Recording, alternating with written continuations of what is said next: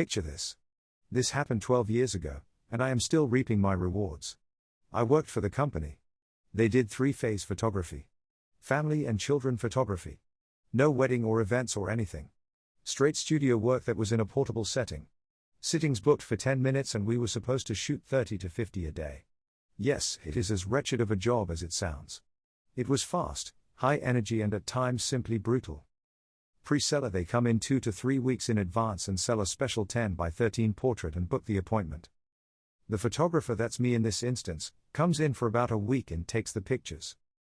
The salesperson returns 2 weeks later with the special along with the other 6 poses I took and tries to sell you $400 worth of pictures. I was very good at what I did. The company's sales average was $100 per customer per 50 customers. The more you shoot, the lower your quality, because you spend less time taking care of details, and details sell pictures. My average was $175-ish per 150 to 200 customers. I was making this company a lot of money. And they consistently treated me like crap. Oh, the stories. Their business model was shoot as many sittings as you can as fast as you can. To them, shooting 50 with a $100 average was better than shooting 35 with a $150 average, even though the profit margin was exactly the same.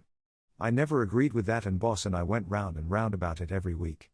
They withheld raises because I didn't have enough sittings and took my bonuses because I wasn't meeting their quotas. So I figured out how to be fast, efficient, and damn good.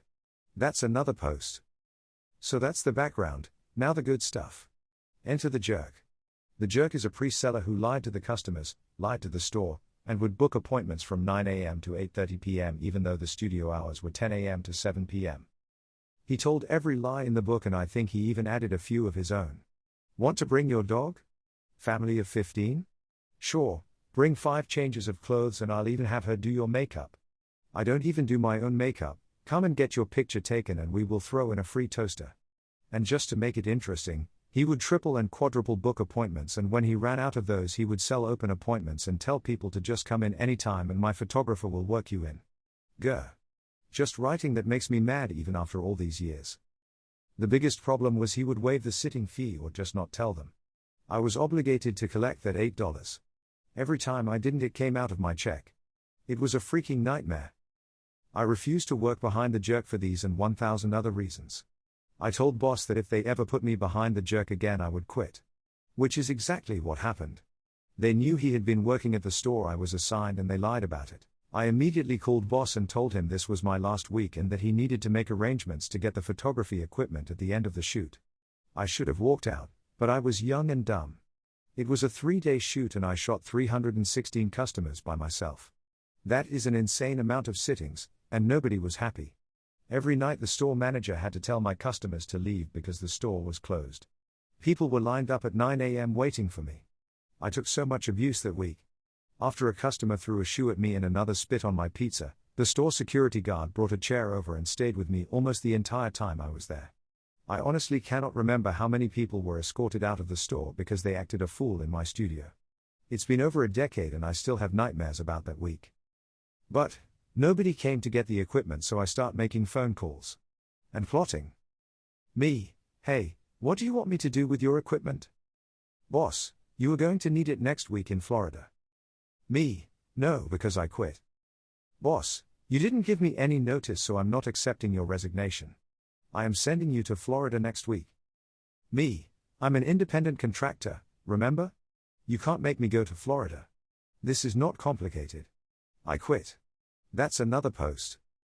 Boss, just go to Florida. I don't have time for this now. You can quit in 3 weeks if you can hire a replacement. And he hangs up. Nope.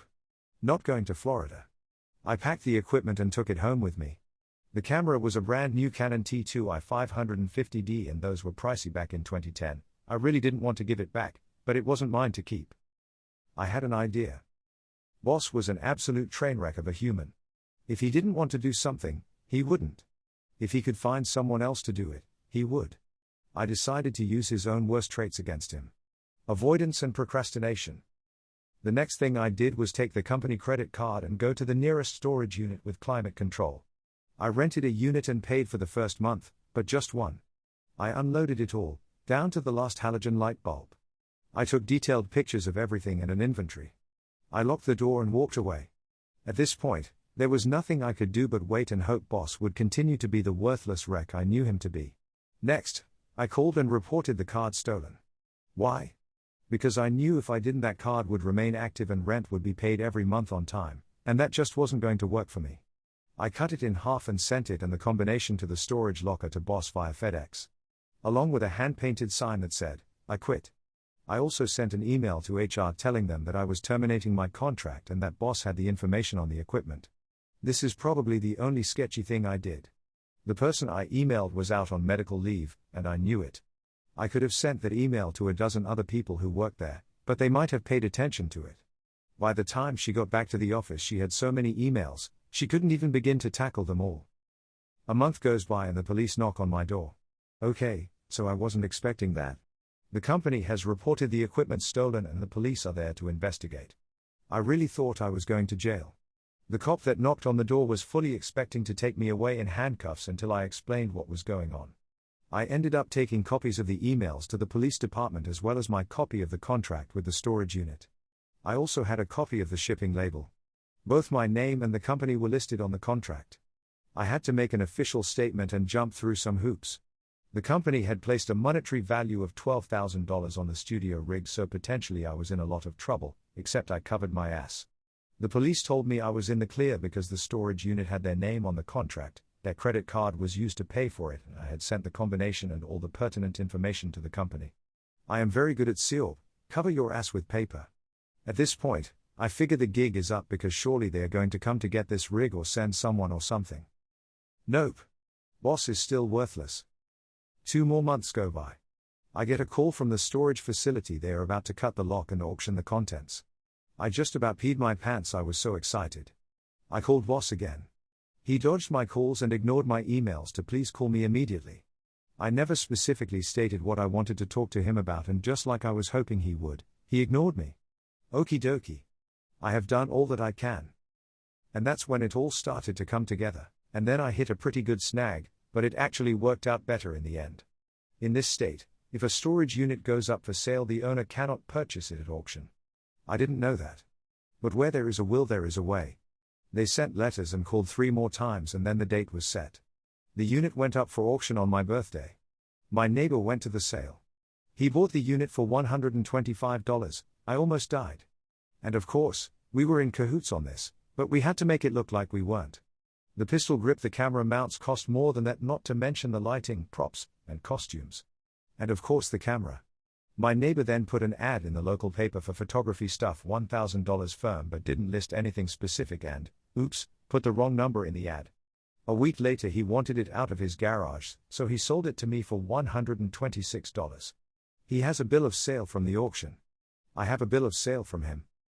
It is now mine and there is nothing the company can do about it. But they tried. I now have a fully functional photography studio, all the contacts I need to start my own business, and the skills to do it. I started calling all the stores I had worked for the last 8 years and offered them a much better deal than what the company was giving them. I did my own pre-selling, my own photography, and my own sales. Except I took it a step farther. I bought a monitor and computer and let people preview their pictures and order the day of the shoot. They paid in full and I mailed the pictures directly to them. People loved it. No high-pressure sales, no tricks. My customers were happy and so were my stores. About 6 months after my first independent shoot, I heard from the company. I got several nasty letters from them, which I ignored. Word had gotten back to them that I was using their equipment and that I was working for someone else. I just laughed at them. They thought so little of me that it never occurred to them that it was my business. Then I got a nasty legal letter from a lawyer. It started with cease and desist, rolled into me violating the non-competitors agreement, and ended with the return of their stolen property. They had apparently not told him all of the facts. I sent him copies of everything. I waited a few weeks for a response from him and heard nothing. I finally called to find out what was going on, but no one was available to take my call. How convenient. A few days later I got a certified letter in the mail saying no other legal action will be forthcoming from this office. I would have been content to just let it slide, but this whole thing ticked me off and now I wanted blood. I made a real effort to really hurt them. Little by little I built my business and my reputation. I didn't have to do any of the nasty tricks that the jerk did. Within a year I had stores and schools calling me. I had more work than I could handle on my own, so I took on a second photographer, then a third. I actually hired 4 people out from under their noses. At the height of my business, I had 8 additional photographers and a full-time office assistant. I could have grown much larger, and in hindsight, I am so glad I didn't. Digital photography was a huge boon to the industry, and then it backfired. I found my niche in the market just as it exploded. I ran the company completely out of 3 states. They lost all of their chain contracts to me, including the store where it all blew up. The jerk lost all of his stores and ended up working at a gas station. The boss ended up demoted because his district was dissolved when I sniped the contracts. The jerk actually tried to convince one of my photographers to hire him to do the pre-selling for her. By now my name and my business name had a really good reputation. Boss left the company for good and used me as a personal reference. He was a good photographer, just a rotten manager, and I took great joy in telling the people who called me that I was legally not allowed to tell them what I thought of the man. The age of the cell phone camera pretty much destroyed traditional photography, and I closed my doors as a business in late 2017. The company closed for good in 2016, and I would like to think I had a hand in that. I'm still standing and they are nothing but an empty building. I still have the original rig, but the camera has been replaced several times. I do senior pictures and the occasional venue shoot. Most of my photography is for restaurant menus now. People ask me if that's boring. I've never had a meatball scream, cry or kick me, which is pretty much a daily occurrence when you work with kids. This may not be as epic as some on here, but I beat them at their own game, and that still feels pretty damn good.